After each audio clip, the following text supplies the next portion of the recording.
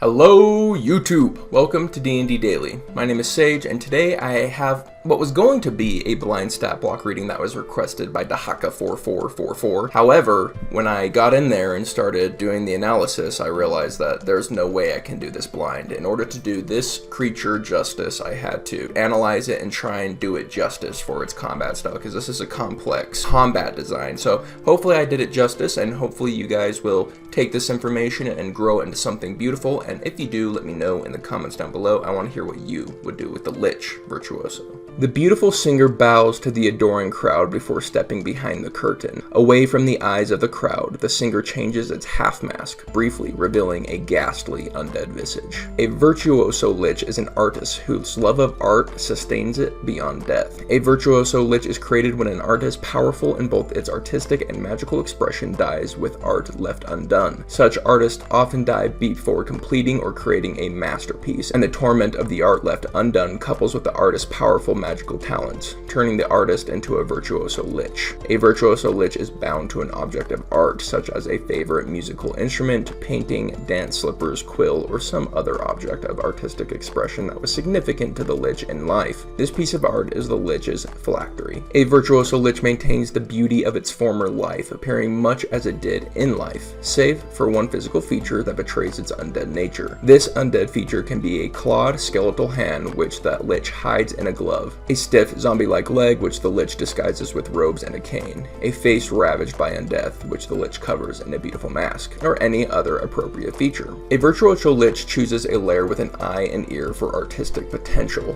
whether that lair is an ancient cavern with natural acoustics, a meadow with plentiful natural light, a hall of mirrors, or some other locale capable of enhancing some form of art, allowing the lich's magic and artistic expression to swell, reaching every corner. A virtuoso lich is a medium undead of any alignment. They have an armor class of 17, 123 hit points, and a movement speed of 30. They have +0 to strength, +3 to dex, +2 to con, +2 to intelligence, +1 to wisdom, and +5 to charisma. They have proficiency in dexterity, wisdom, and charisma saving throws, as well as the deception, perception, and persuasion skills. They are resistant to necrotic, bludgeoning, piercing, and slashing from non-magical attacks, and they are immune to poison damage. They are also immune to the blinded, deafened, charmed, exhausted, frightened, paralyzed, and poisoned conditions. They have true sight to 60 feet and a passive perception of 15. They speak common plus up to 2 other languages, and they are challenge rating 12. Moving into our abilities, we have legendary resistance 3 times a day. We also come with rejuvenation. If it has a phylactery, a destroyed lich gains a new body in 1d10 days, regaining all of its hit points and becoming active again. The new body appears within 5 feet of the phylactery. Turn resistance. The lich has advantage on saving throws against any effect that turns undead. Versatile artist. At the end of each long rest, the lich chooses one form of artistic expression, such as song, poetry, dance, fashion, paint, or similar. Until it finishes a long rest, the lich has immunity to one type of damage which is associated with its artistic expression. For example, a lich expressing art through song or poetry has immunity to thunder damage. A lich expressing art through fashion has immunity to slashing damage. And a lich expressing art through paint has immunity to acid damage. This trait can't give the lich immunity to force, psychic, or radiant damage. Moving into spellcasting, we are a 12th level caster with a spell save DC of 17 and a +9 to hit with spell attacks. We have the following spells prepared. In our cantrips, we have Mage Hand, Message, True Strike, and Vicious Mockery. First level, we have Bane, Hideous Laughter, and Thunderwave. Second level, we have Enthrall, Hold Person, Invisibility, and Shatter. Third level, Dispel Magic,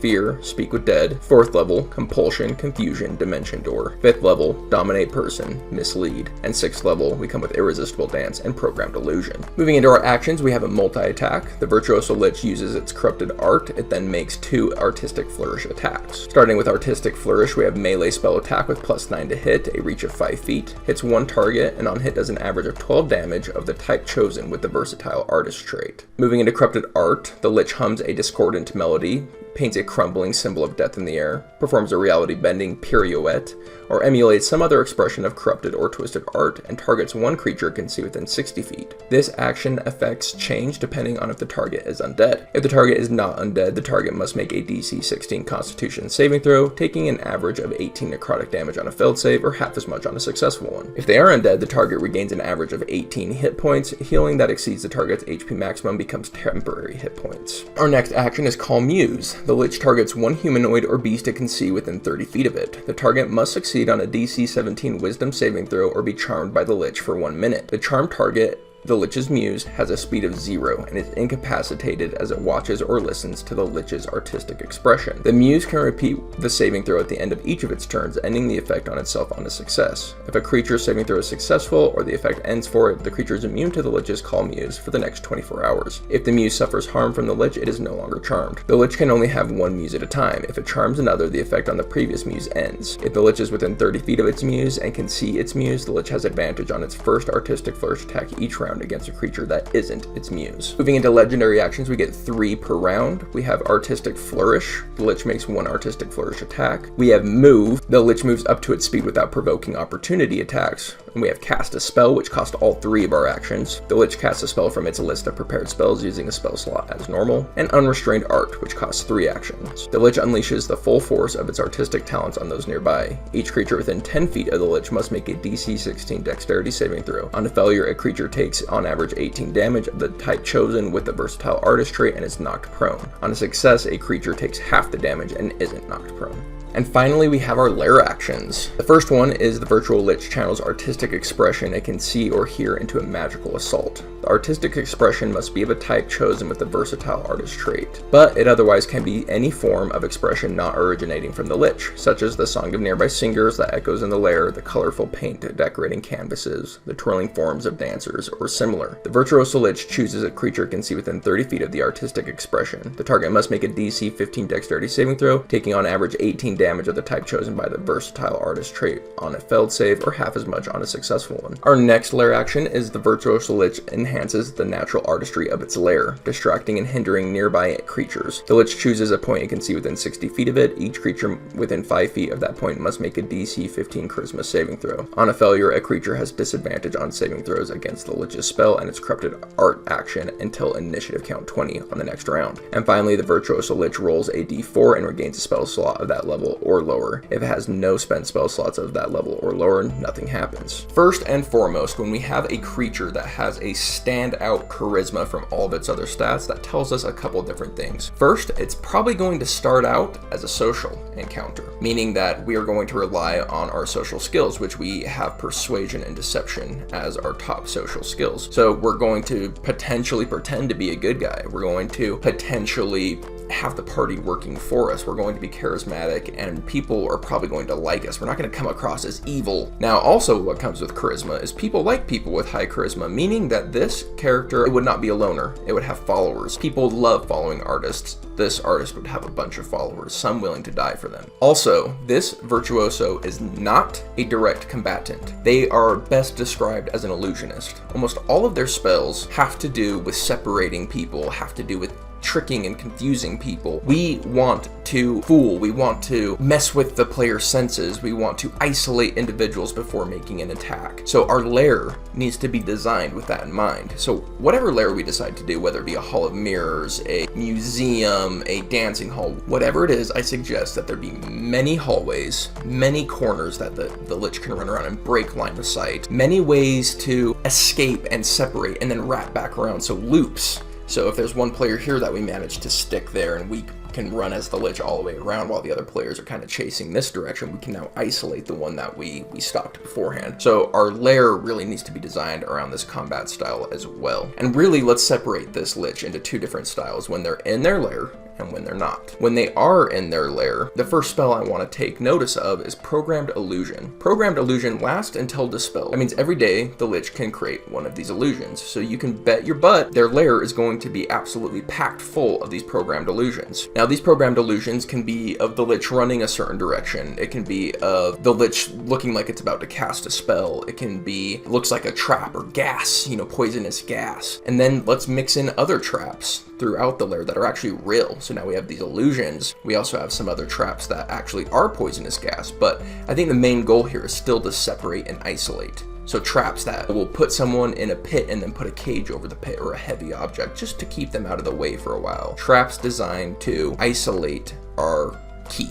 Now, this is the lair before we're even discussing lair actions, so let's discuss some lair actions. The standout for me is the lair action that lets you target them and they have to do a save, and if they fail the save, now they have disadvantage on all their saving throws against your spells and your specific attack. Now the big one is spells there, so that can really set us up for some big combos, and that's the lair action we're really going to rely on most. The one I think we're going to rely on least is the one that lets us restore spell. I just don't see combats going long enough for this to become very useful. Usually combats are wrapped up far quicker than we have to work down 6th, 5th, 4th, 3rd level before we're starting to really get the benefits of this feature. Now, if we're doing our job right as a Lich Virtuoso, the fight can actually go quite a while, and in that case, this might start becoming useful. The longer the fight goes, the more useful this gets. And finally, we just have a simple damage lair action that we do in between the other two. As I've said many times, our goal is to isolate, and our spell list is excellent at achieving that goal. So let's start with Mislead. Mislead is a really fun spell. What it does is it creates an illusion of you exactly where you are,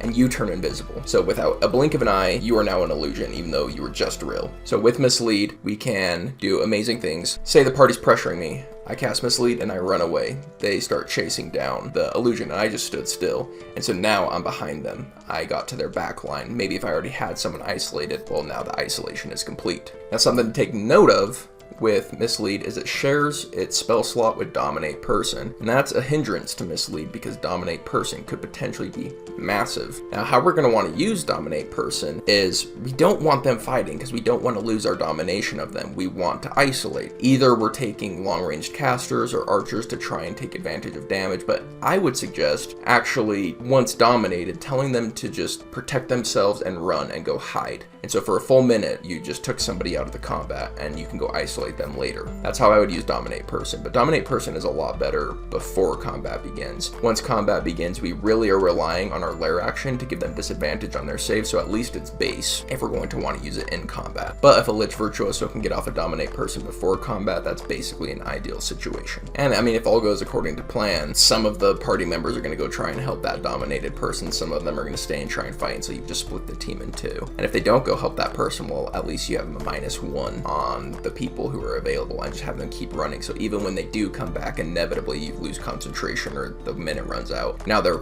far separated from the group. Another standout spell that helps in this isolation is Irresistible Dance. Irresistible Dance cast on a marshal who has a low wisdom save is going to really struggle to make that save, and since it's a save every turn, they could potentially be stuck for quite a while. The Lich isn't smart enough to read stats, so I wouldn't cheat. I would just kind of do it like general. I'm pretty sure that barbarians are bad at these saves. I'm pretty sure that fighters are often bad at these saves. Rogues can be bad at these saves. You know, kind of martial and bad at these saves is kind of what it looks for in general. We have compulsion, but just completely ignore it in favor of confusion. Confusion's just better. And they do the same job, but confusion does it far better. Confusion hitting enough people is guaranteed to begin splitting people up because a lot of them are just going to lose their turn, but some of them are going to have to be forced to move in random directions. And so with one confusion, you can fulfill your goal of just splitting the party and throwing them everywhere. So confusion is really, really good. But keep in mind that confusion is a 4th level spell slot, and we always want to keep one of those for Dimension Door. Dimension Door allows us to escape when things are getting hairy, and then we have an action that heals us. So the Lich, once it hits 50% HP, can teleport away, and for the next rounds while the party's trying to find them, can sit there and heal up. So it has a restore itself to full HP kind of mechanic, which is pretty crazy. Invisibility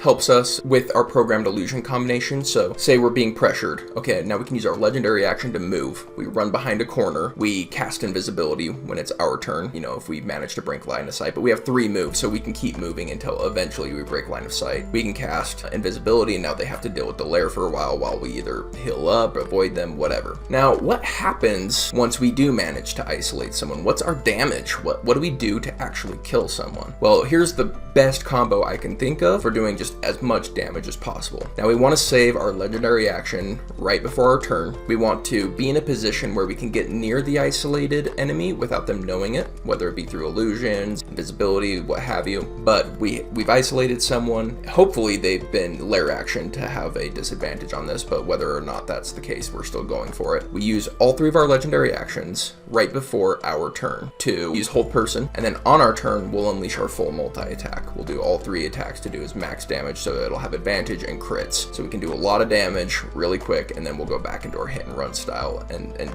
once the isolation is broken, once either hold person is broken or their teammates arrive to help. Moving into our actions, we have Call Muse, which is essentially a slight variation on Irresistible Dance. We're going to be targeting the same people, those marshals with those wisdom saves, because they're going to really struggle with Call Muse. And past that, we have our multi-attack, which is often going to be used for just healing. If we've broken apart from the party, we have nothing else to do with our action. Pop a heal. It's going to be frustrating because this is a hit and runner. This person does not do direct combat. They rely on fooling you and their lair, and they can heal all while this is going on. So this can be a very deadly combat. The combination of self-heal and move as a legendary action is terrifying because they can keep their distance and they can keep healing themselves. And if they're in a confusing lair that's only compounded, it gets really deadly really quick. And I would say that move is the standout legendary action. That move really pulls this build together. Without it, I don't think this would work very well. We can also use our legendary action to attack. I would rarely use all 3 legendary actions to cast a spell. I'm going to be moving almost always with my legendary actions. The exception is if I'm setting up a big turn, I'll use the spell with the hold person. And if I still have someone isolated, say that I have someone help person right in front of me and the team's not there yet, I'd be using my legendary action to get those extra crits in while I can. And I would never use Unrestrained Art. It's too many legendary actions to do too little. If we're trying to do damage, let's just use our damage ones. If we're trying to escape and protect ourselves, let's just use move. So it does both of those jobs worse, and I would just choose one or the other. Always favoring move. This is a very defensive playstyle character. Now, this is all in the lair. If we're out of the lair, what are we doing? We're trying to get to our lair. We don't want to fight in an open field. The Lich Virtuoso would not enjoy that. So it would use every turn it could get to Dimension Door.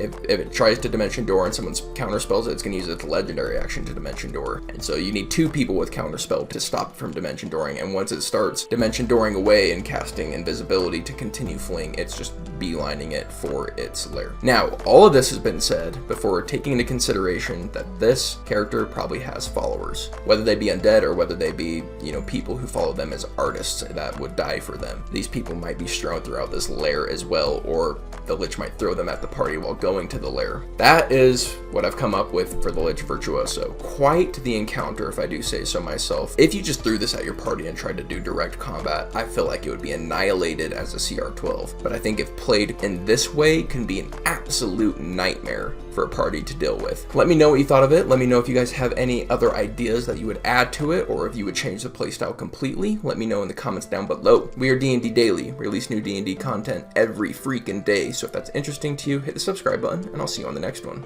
Peace.